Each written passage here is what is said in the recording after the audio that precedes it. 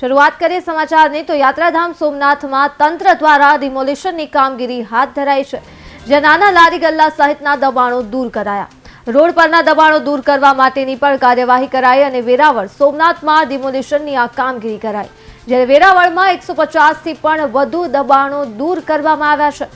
તો સોમનાથમાં શંખ સર્કલથી ત્રિવેણી ઘાટ સુધી આ કાર્યવાહી તંત્ર દ્વારા હાથ ધરવામાં આવી છે।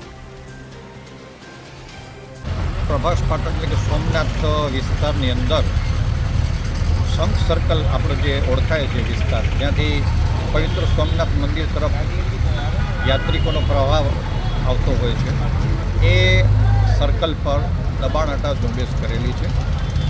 કુલ 41 જેટલી નાની મોટી મિલકતો જે દબાણ સ્વરૂપે છે એને નોટિસ આપી આ કામગીરી કરેલી છે।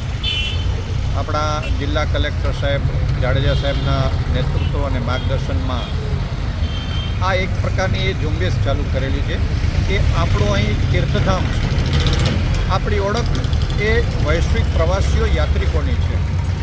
તો યાત્રિકોના આવાગમનના માર્ગમાં જે કંઈ દબાણો હોય, અવરોધ હોય, એ આપણે કોઈને કોઈ સમયે તો દૂર કરવાના જ રહ્યા।